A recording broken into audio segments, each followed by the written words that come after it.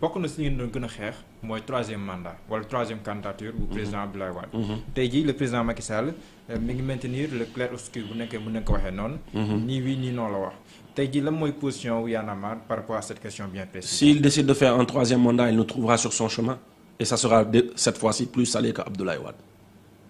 That's it. Et il n'aura pas que Y'en a marre en face. Il y a le défaut beaucoup de mouvements sont nés après Y'en a marre. Ce que Abdoulaye Wade n'avait pas. Donc, day gën a saf ci ñoom. Nañu barricade town, nañu barricade seen ay palais, seen ay assemblée, mais day gën a saf ci ñoom. Dañuy rebelote rek. Te xoolal xaaruñu ci kenn. Ku jël mën a jël say responsabilités ñu jël say responsabilités parce que tey le Sénégal a un passé démocratique, a des acquis démocratiques, des acquis yoo xam ne deret daf ci tuur ay nit dañ ci gaañu perte ci seen ay famille du ñu bàyyi kenn di ko delloo ginnaaw li xew ay Côte d'Ivoire xew ay Guinée le Sénégal n'est pas la Guinée n'est pas la Côte d'Ivoire. jamono jooju Karim Wade amoon na mais tey jii waxtuñu waxi Karim Wade mais waxi mbokk ba tey jii mi ngi koy wax Mansour Faye ministre ba pare nekk tamit le maire de Saint-Louis. bëgg a tuddee ab benn yoon. avenue Charles de Gaulle président Macky Sall mu jur coow. même si ay kilifa sax yu bokk APR am na suñu si ànd ak moom mais du point de vue symbolique yow loolu nan nga koy analyser.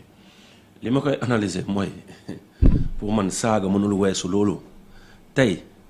ak lu maam borom Touba di représenter pour Sénégal. ak li mu def pour Sénégal def ko ndar boobu noonu yow jëloo place Faidherbe ba tuddee ko place Maam Borom Touba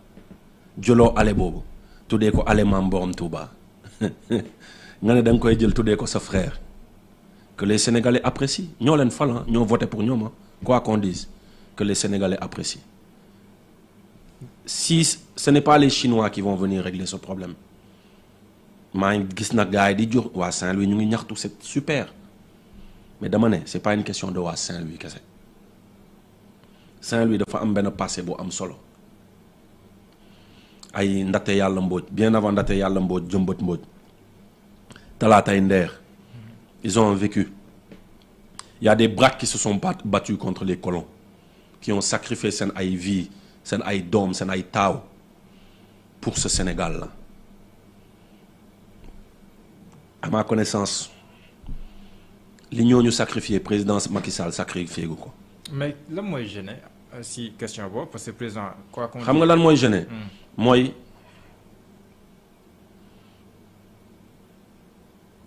yow sa frère nga nekk di naan da ngay tudd xam nga au fait dafa am. mais président bi la bëgg a tuddee. waaw mais président xam nga dafa am benn décence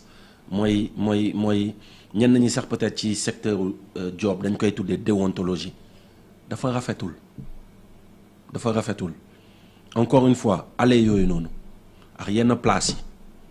ay turu maam borom Touba la war a jël ay maam Dabax Malick ay Maulana Cheikh al Islam parce que ñooñu lu ñu def ñooñu ak seen askan defuñu ko ñooñu ak seen parti defuñu ko ay Ndate Yàlla Mbodj ay Sidiya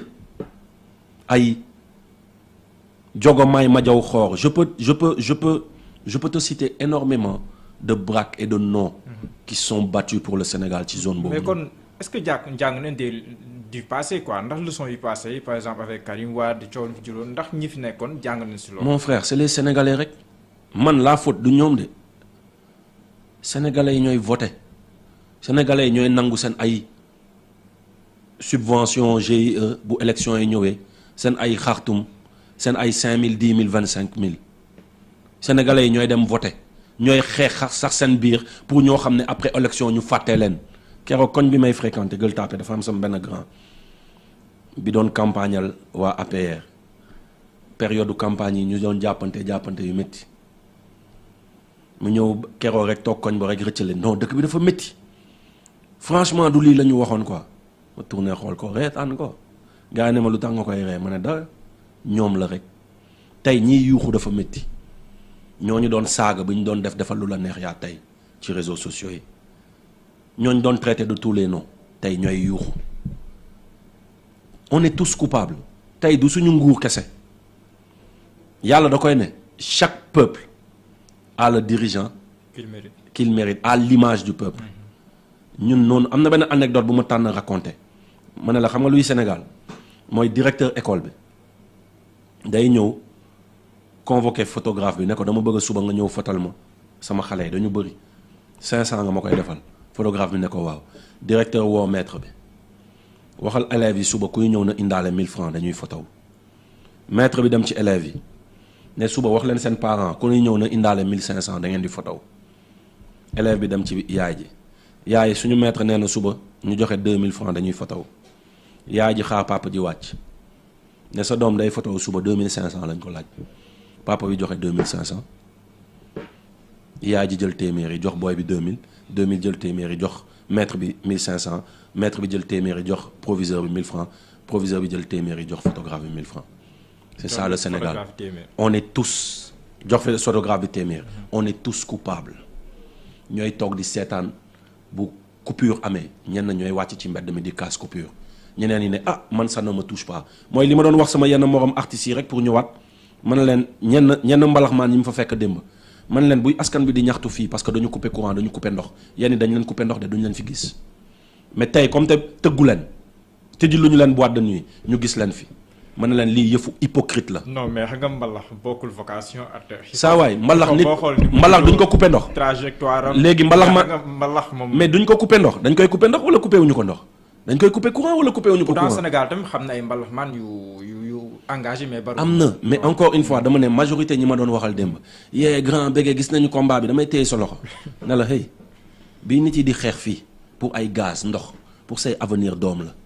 parce que gaz ak ndox boobu mën na relever waat suñu ay hôpitaux mën na relever waat suñu éducation da ngeen fi war a teew c'est pas parce que tey dañu damm seen ay galañ ne leen doo leen tëggati rek ngeen ñëw fii Sénégal du doxee nii loo tax gisoo sénégalais ils ne sont pas compatissants. gis naa ko si réseaux sociaux yi ñu naan mbalaxmaan yi mosu ñëw kii kon ñoom tamit. exactement donc ce discours là aussi on leur tient mais parce que le sénégalais mooy lu ma demee si suñu ADN africain la bokk parce que temps yi ne ñu ngi def UPEC Université populaire de l'engagement citoyen boo déggee ghanéens yi nu ñuy casser par rapport ak seen mouvement xeex yi ñuy xeex au Ghana et que population yi nu muy toog yenn saa yi di seetaan da ngay mel ni Y'en a marre histoire u Y'en a marre ngay déglu bu Burkina yi waxee kazalika bu waa Novox bu Côte d'Ivoire waxee kazalika bu Valsero Jeune et Fort waxee